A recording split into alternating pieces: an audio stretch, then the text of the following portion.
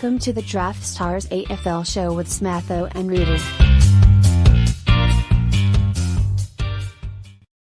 Yes, with a thanks to Daily Fantasy Rankings and to Draftstars. This is the Draftstars AFL show with Smatho and Roody. Round 17 Thursday night action, the last for 2022. It's the Demons travelling down the highway, down to the Cattery to take on the Cats.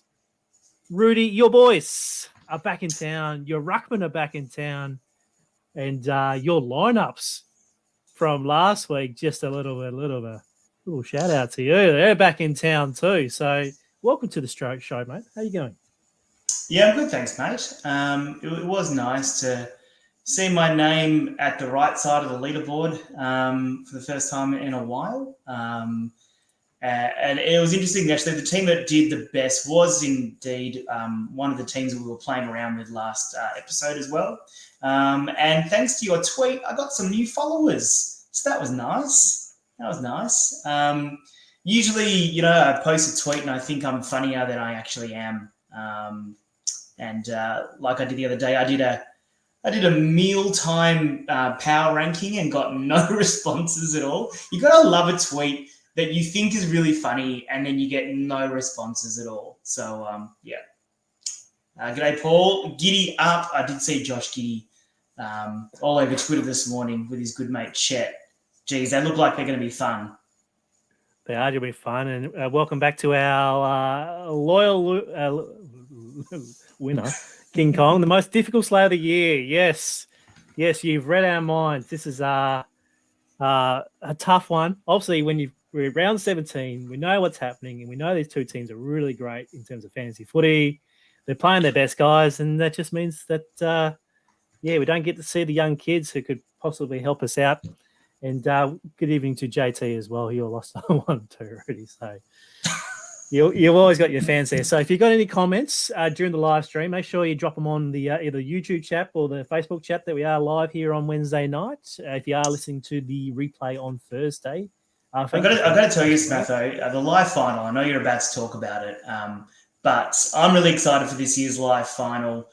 Probably unlikely to win a ticket myself, but if you had asked me a year ago, who am I most looking forward to seeing at the live final, it would have been my sparring partner, Chris Eddy, 999, of course. But I actually have never met JT in real life. He loves to give me shit, and he's quite hilarious, I will say, by the way. I'm really looking forward to meeting JT. Can't wait. And he'll probably write some smart-ass comment, well, I'm not looking forward to meeting you. I'm not God. So, yeah, I'm not going to go. Whatever. But, anyway, I gave you a segue there, Smatho. Take it. Live final. There it is. There's our winners from last week. Week 13, 147 tickets are now being won by our Draftstars users, including the guys from last week, including Fish Cake, who picked up his second, Schultz, 23, Scotty P, 26. Our number 2 guy from the live final from last year, if you remember, he was at a little pub down here in Tassie. He's had a couple of sherbets on a Sunday. Lamouses. He's back. So I'm looking forward to catch up with him. He might go back to back in the top 3. You never know. Paps 1011. Congratulations to you guys. Roo Rado. Chargers. H Jonet 10. H Jonet, maybe. And then Josh's Stars ×2. So I love the segue of the Draft Stars. He called himself Josh's Stars. They're coming into the AFL Live Final, which is now 7 weeks away. I think 6-7 weeks away. Round 23.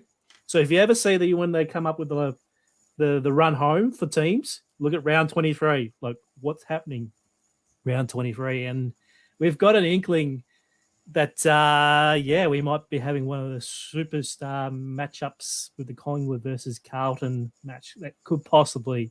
but we're praying for it. We're praying here at Draftstars. Hopefully that's the match we get from Sunday here in Melbourne. So, congratulations to these guys who won a golden ticket to the Draftstars live final. And, says Paul here, the Turkey Guz is in the house. So that's a unique username there, Roody. I'm not sure that you would take it on any time.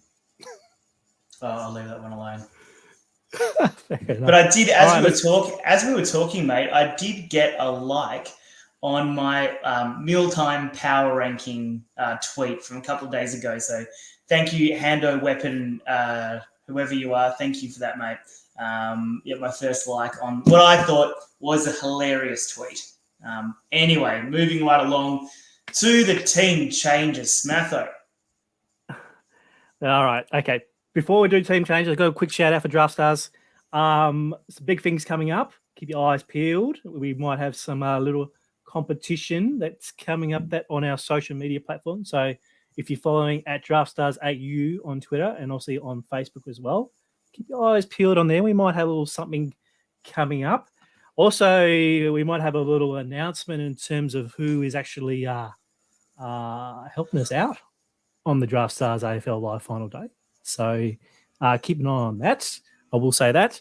To our actual winners as well, your merchandise packs are on their way. So if you've got your local postman who comes by every day, just give him a little, is it on the way, mate? Is it here yet? And he'd be like, no, just wait till the next day. So keep an eye out for them as well. So we're making more announcements as we get to the live final date. So I had to drop those in there, Rudy, just to make sure that our winners are being properly looked after for the big day. But yeah, so your merchandise are on the way as well. So let's talk about the Cats and the Demons down in the Cattery. It's a 7:20 p.m. start down at GMHBA Stadium. Currently, it's $1.90 each way, by the way. So this is an absolute coin flip if you're on the punting side. But in terms of the team lineups, let me bring this up for you, Rudy, so you can have a quick look. Some big ins. So obviously Melbourne have brought in Lukey Jackson and Max Gawn after finding themselves unavailable last week, and we didn't really have a ruckman for the D's last week. Out goes Adam Tomlinson, Mitch Brown, and Sam Wiedemann. As for the Cats, they arrested Joel Selwood. Sam DeConing was a laid out last week. He's back. I'll see Jake Kolodashny, Quinton Narkle, who was a laid in, and then Sean Higgins was a sub. He wasn't required as well. Paul says Turkey Guz is a legend. Shout out to Turkey Guz, wherever he is. He's a legend. And and you've got your like from King Kong, so that was me. I felt sorry for you. So there you go. Thanks, man. And we've got Trent here. He's a big Cats fan, so obviously he's going to be taking the $1.90. Gamble responsibly at all times. And and obviously King Kong. Oh my God, he's literally a left-footed back guy. I'm from West Hill. I've ever seen. All right. Yeah. Of course I'm a lefty. Of course I'm a lefty. I'm a teacher, you know. I'll straighten this up here. Geez, I did not expect to see Max Gawn and Luke Jackson back this week. I thought maybe we might get one of them. Maybe Gawn might have pulled up a bit better than Jackson. But hey, we've got both of them. And Goody's come out and said that they're both fit. They wouldn't play them if they weren't ready to go. Yeah, right. Said every coach in the history of coaches. But yeah, I did notice from the training photos that Jackson had that knee pretty well taped up to that PCL damage that he's done. Obviously that changes the whole complexion of this game. You know, I will say this: the game that Melbourne played without Gawn, where Jackson just went absolutely ham, we really started to change up our structure a little bit. And then we fell back into old habits last week. Riley O'Brien were bombing the ball down to the wing and then expecting Max was going to be there. So this will have not only DFS implications, but also some game flow implications for Melbourne's game style. I hope we don't get stuck in old habits, but we'll see how we go. So obviously Max coming in completely changes the ruck scenario, which we'll discuss in a few moments' time. And then Geelong have through caution to win last week and rested Joel Selwood for this game. Of course, there was no need to play all their stars. I'm actually a little bit surprised they didn't rest more players, but they wanted that massive percentage boost that they got against North Melbourne. And I think it could be something that Melbourne might really rue, pun intended, there was that we didn't put the Kangaroos away. We didn't put West Coast away earlier when we had the chance. Now we've got a really tough run home and percentage could be king. So if Melbourne win this game, they have it locked in number one spot. but it will be very hard to lose number one spot from there unless there's, a real drop-off in form. So this is a huge, huge game. Geelong's ins, obviously Selwood. You want your hard in and under players on a game like this. Not a fantasy relevant introduction that much, but maybe we see, someone like Tom Atkins possibly lose a bit of CBA time. And then Sam DeConey coming back in, again, doesn't really change anything matchup-wise, Draftstars-wise, but matchups. Ben Brown goes to DeConey goes to Ben Brown, and then Blixarves might be asked to take the resting ruck at times, I think. So, any other things that I've missed there, Smatho? No, I think you nailed it pretty much on the head right there. As always, Roody references the tools here at Daily Fantasy Rankings, your number one resource for AFL DFS. A quick look at the tools, obviously, on Daily Fantasy Rankings show that they're pretty evenly matched. Like, they both score great disposals. They're pretty much evenly across the board, unless you're looking at the backs here. Backs top total, they're leaking points out to opposition backs, even the premiums as well, even the back three. So, obviously, Roody will be referencing Geelong backs tonight, but you never know. He might be able to apply in some sneaky Melbourne plays. But looking through here, as I said, they're pretty evenly matched. They do possess the ball pretty well. They don't concede many points as well. Rucks, you can throw it out because obviously Jackson and Gawn are back here. So it's going to be tough work for Geelong here. So let me bring up the slate here, Rudy. At draftstars.com.au. $75,000 feature contest, also with live final qualifiers also available. We start here, the rucks. Max Gawn is back at $16,360. He goes up against Reece Stanley. He's at $10,670.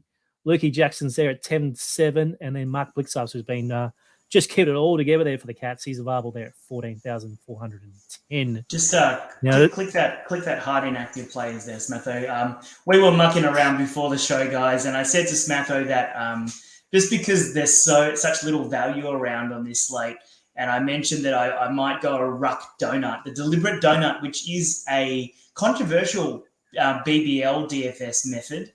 So Smatho and I were stuffing around with the inactive players, and I was putting Toby Conway into my ruck and then trying to stack my midfield. But please, I was just being silly. I do not.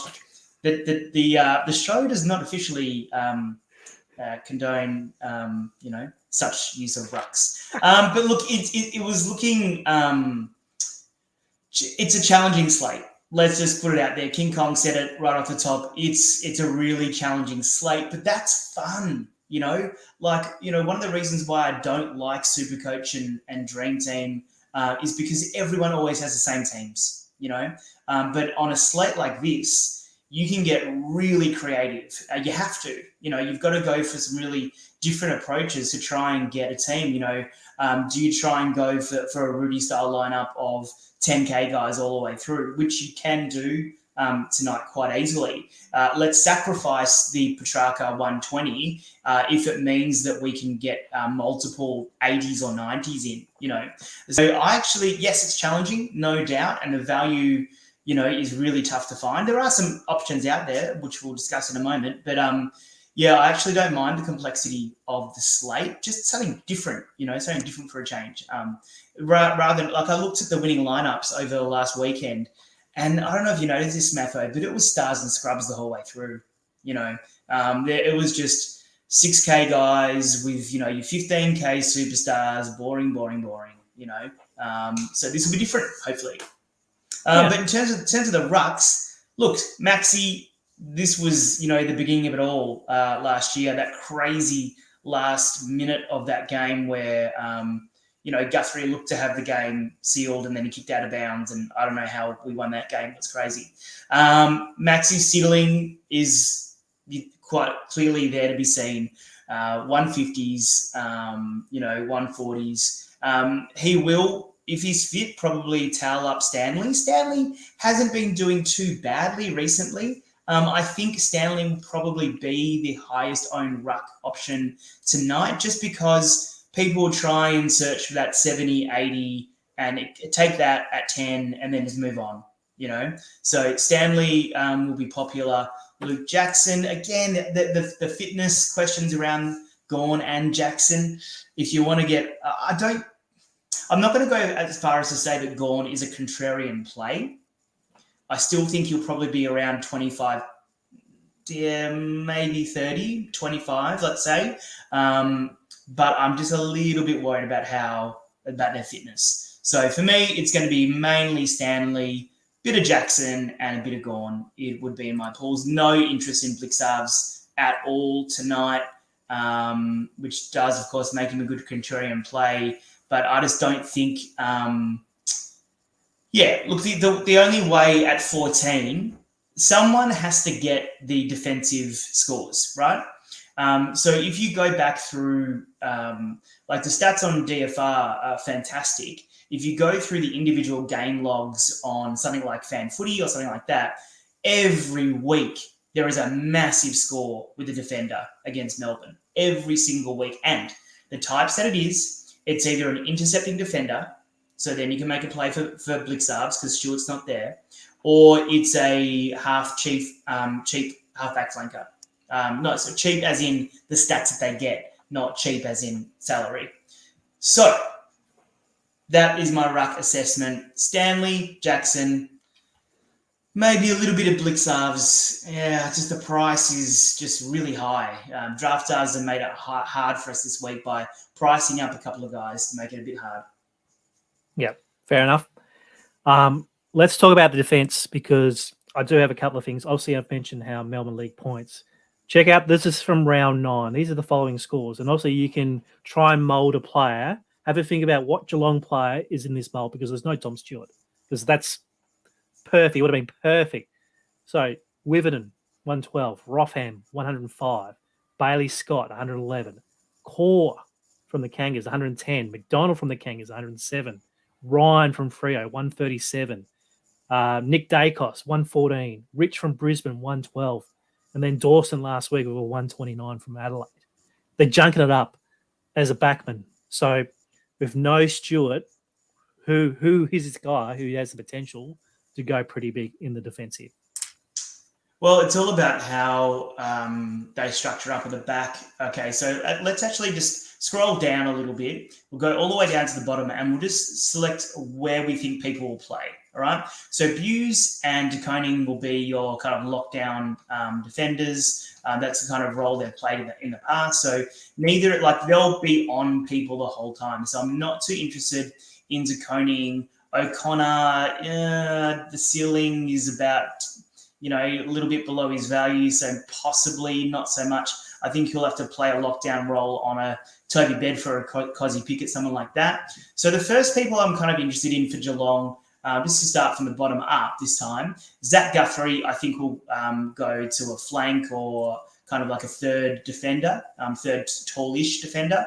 Remember that Kolodadjic isn't there this week. So Zach Guthrie, I think, will have a big role to play. Tom Atkins, I think he maintains his midfield role. In fact, I think he plays maybe a little bit of a run with role on Oliver. That's what I'd be doing if I was on the Geelong coaching panel. And then the two guys I really think three guys, Guthrie, the Zach variety, Tui and Duncan are going to be the main beneficiaries of this Melbourne defensive data trend. Tui does sometimes go that wing half forward role. I actually think with Stewart out, he comes back a bit. He kind of, I looked at the heat maps and he did stay on a wing last week with Stewart out. But I think they'll need him in that kind of hybrid role. And Duncan, he always gets, Duncan is quite commonly when they do that short kick to the boundary, that's usually Duncan's mark. And then he runs on and kicks down the line. So Duncan will be very, very popular. His price is still very good considering his last 4 weeks have been really, really, really good. So Duncan, Tui, Guthrie will be my main go-tos. Above that, if we go up to Salem and Brayshaw, not too much interest. it's interesting. Geelong, haven't been leaking points like Melbourne, but they have given up a few good scores to defenders in the last few weeks. Brayshaw and Salem, though, not two that I'm chasing tonight. Instead, if I want a Melbourne player in my back line, it's going to be a value choice of Mr. Michael Hibberd. Hopefully some recency bias with that 27 from last week. I actually think he was quite really shit last week, and wasn't going to be surprised if he was dropped. He got beaten by Rochelle twice and one of their kids. And it's like, dude, you're a 32-year-old 150 gamer. You should not be getting out-muscled by kids. But if you just look at those last two games, 71-73, that's value for Hibberd. So, but apart from that, possibly to Koenig for those intercept marks and Blixavs as the ruck option, but that's how I think they'll structure up. The other possibility is Henry.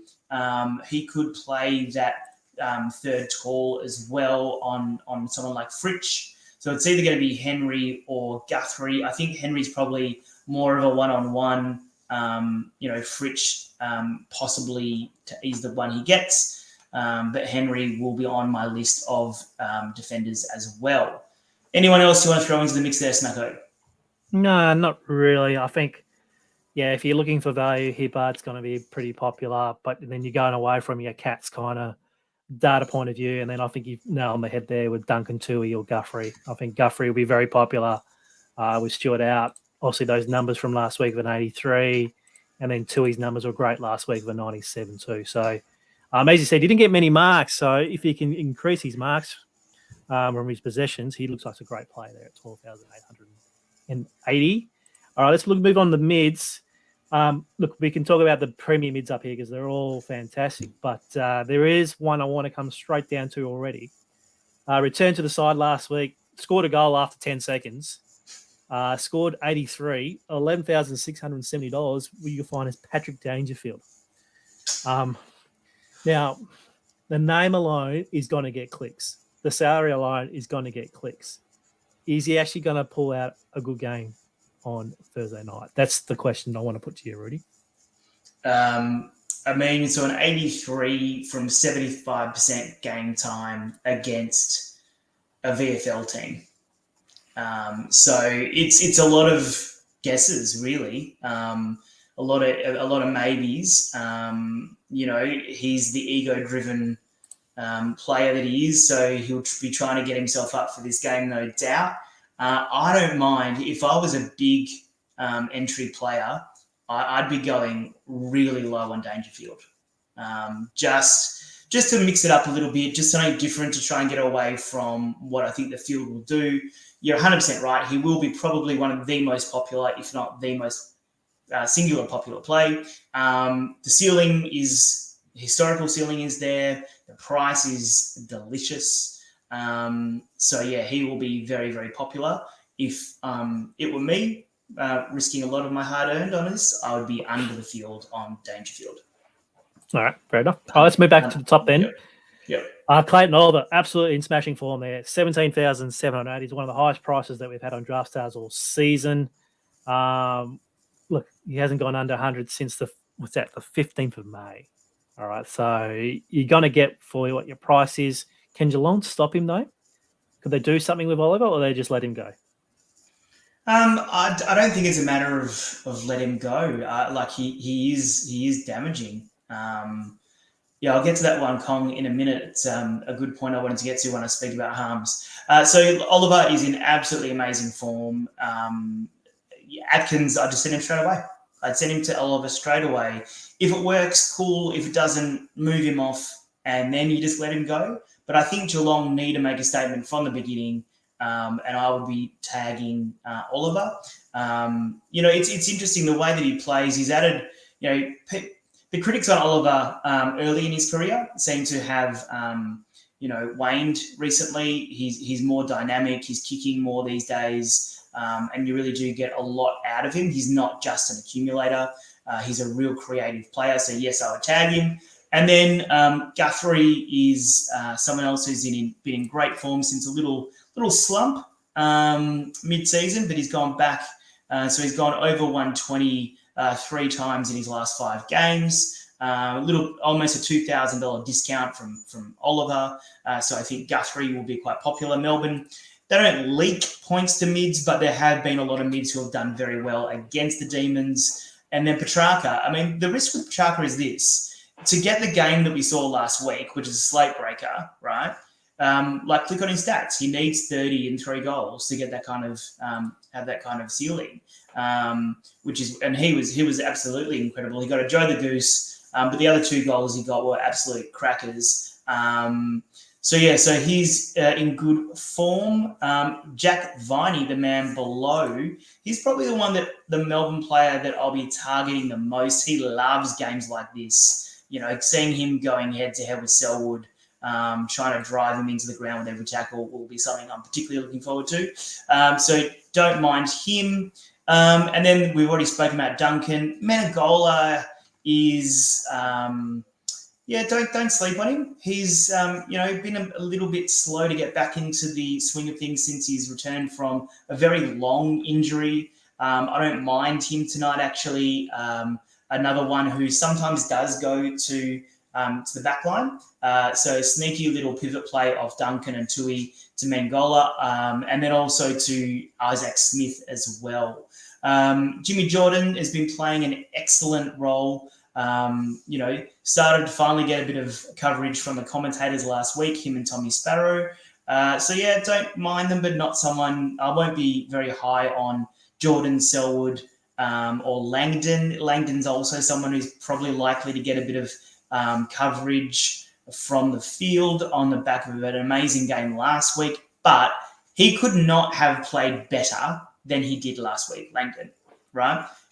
He was amazing, and that 100. So I'm not too sure about Langdon. I think might be a bit of fool's gold there. All right, James Harms. Kong mentioned this a little bit. He's not someone who I'm keen on, but Harms really found a second life. This is something that Melbourne supporters probably only will realise as a tagger probably about 2-3 seasons ago. He was on the scrap heap. They put him as a run with role, and it was actually this contest against Dangerfield, where he absolutely stitched him up. So I don't think Melbourne start with Harms on Danger. Maybe they do just play some mind games. But it's interesting to see in the CBA stats last week, Smatho, Harms was there. I think it was 45% of CBAs, season high for him last week. So maybe we see that again this week. Not a DFS play, but an interesting role to consider what he'll do. Going down the list, Max Holmes as a value play in the midfield or the forward line will be popular because he has had a couple of games that have been near 10x value, so I think Holmes will be another very popular value option. If you were to question without notice, yes. You have to choose one Melbourne stud, one Geelong stud. Who are you going with? If you had to choose, I don't mind Viney at 14.8. He's in impeccable form. I think his game's suited to this particular matchup as well. So I'll be choosing Viney. Guthrie, I reckon he'll eat as well, considering Tom Mitchell's out. So obviously he's not the pure defender dropping back with the ball, but he's going to be helping out between the arcs, whether it's forward 50 or defensive 50. I think Guthrie there at 16,060. And his form's pretty fantastic as well, 121, 111, 126. They're the two. I'm worried about the rest of my team construction. If I have both of these guys in, I have to make it work. But as King Kong suggests here, what's the highest price play ever?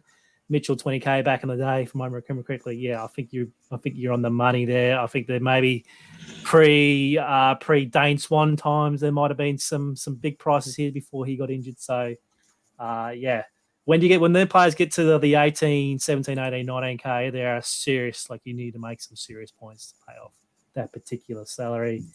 And obviously King comes back here. Danger starts hot and cools off pretty quickly. They'll start him on Danger. Tag will be gone by half time. So Interesting thoughts there from King. But as we said, yeah, I think a lot will go to Max Holmes because he's cheap and try and make it work in a combination of other 2 or 3 other guys in your midfield. Let's move on to the forwards. Didn't Jezza Cameron have a nice game last week? 146, just a lazy 4 goals, 30 touches, 10 marks. That's not going to happen again, isn't it? No, it's not. And it was amazing. There'd been a whole lot of who was the commentator who said he's the best player in the competition, and they're all arguing about it on the radio, and then he goes out and does that.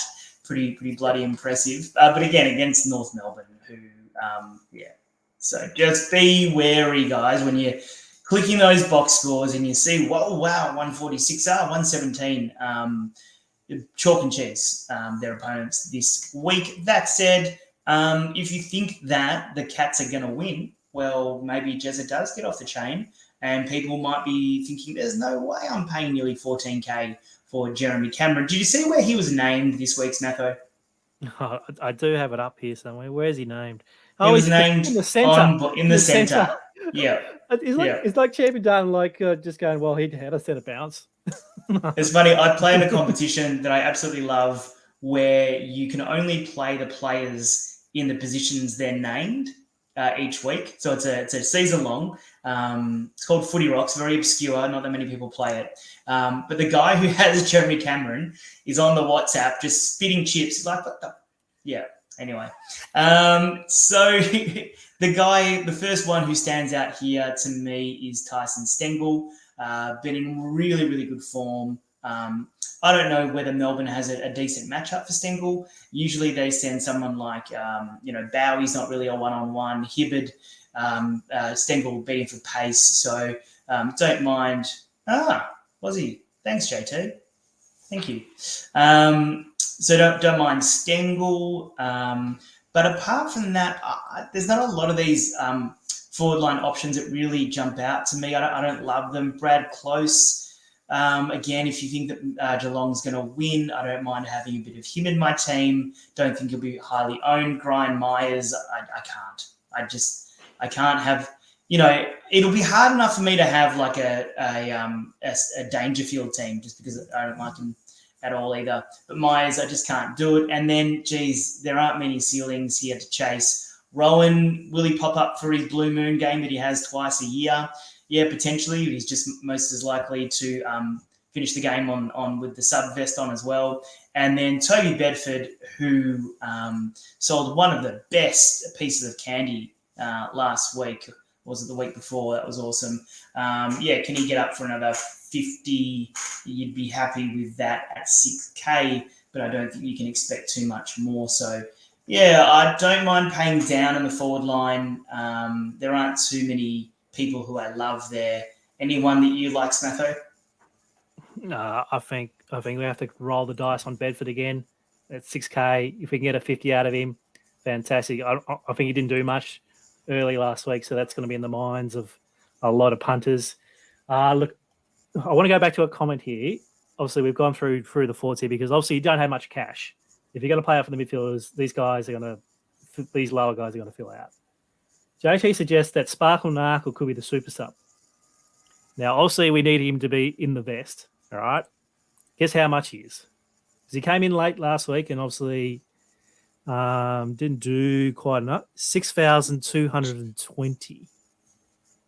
And obviously, he got on the field last week after an early sub, 57. So, if you want to really, really roll the dice, you did say pre-show, this could be a slate where potentially you might have to zing and play these kind of guys that to save your money and possibly play a zero. He may not get on. He may not even be called a sub. But a little suggestion there from JT. Obviously, this is not recommended, but could be a thought that you might just cross your mind thinking, well, let's see how we go. Yeah, and don't forget, this is Geelong, and they are the kings of the late change. So maybe they do bring in Sparkle Narkle even before the game starts, which will completely change everything. And then you can just go for a Narkle, Bedford forward line and then just stack your midfield. So keep an eye on the late changes. Smatho, I've got a treat for everyone tonight. I'm going to do 2 teams. I'm going to give everyone 2 teams to choose. One actually features Gawn. So let's start with the Gawny team. All right, let's put Gawn in on your first team. Max Gawn at 16-3. Yep. Then we're going to pay down in my backline with Jed Buse and Michael Hibbard.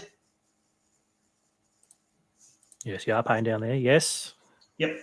Then let's go to the forward line with Toby Bedford and Gary Rohan.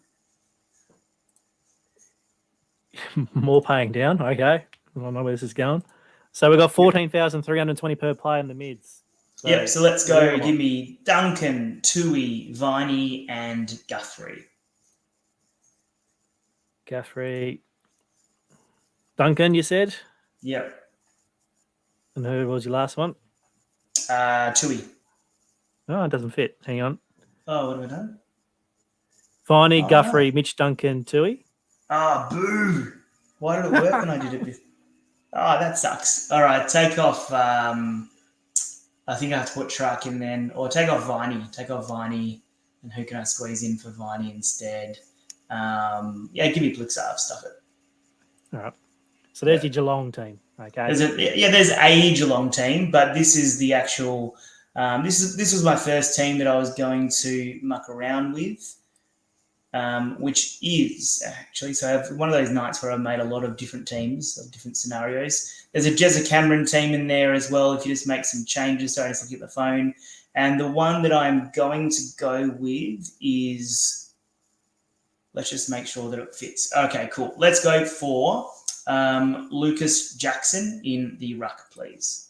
Okay. And then let's go for Zach Guthrie and Michael Hibbard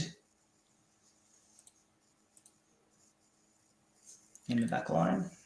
Yes. Cool. Midfield, give me Duncan, Guthrie, Tui,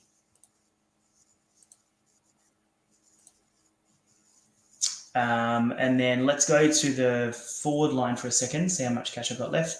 Give me Toby Bedford. Here's Toby. Give me Max Holmes. Yeah, cool. 14-5. Right. And then I can go down to Isaac Smith, please. Yep. And then you can change a Hibbard to someone else, or you can muck around with that extra 2.5K that you've got down there, people. You can chuck in, instead of Isaac Smith, you can put in Dangerfield and muck around if you want to as well. But a couple of options there for you. But yeah, you can see the pieces that I really like to play with. Duncan, Tui, they're probably going to be my most my highest exposure players, Duncan and Tui, obviously. Bedford, I think if you can get away from him, that's a really good way to be unique, just because it's such an obvious click and collect. With Bedford at 6K, lots of people will do the same thing. So if you can get away from Bedford, I'd suggest doing that. And also being a little bit under on Dangerfield is the other thing that I would try and do. Chuck in a bit of Gawny as well, because he seems to love GM HBA. Excellent. All right, Roody, thank you very much. Thanks for the comments tonight. Also, thanks to the Kink, who says that Stanley's not a bad play. We averaged 77 against Gawn. So if you want to take the 7X to the 10K and pray that Gawn is a little bit underdone, then so be it. Now, thank you for the live stream tonight. Obviously, we'll be back for the Friday edition for the Friday game, which will be the last one for the double headers that we're doing this year. So we'll be back next Thursday. We'll be watching golf, I guess. The British Open starts next Thursday. So hopefully we'll have some teams in our Draftstars accounts ready to go. Roody, thank you very much for your insights tonight. Thanks so much. No worries. Always a pleasure. Chuck us a like on the way out. Thank you for the live comments. Thanks to the replay viewers. Good luck with your Draftstars team. And we'll catch you tomorrow. Well, obviously for the Friday edition for the Draftstars AFL show. Thanks, Roody. See you later.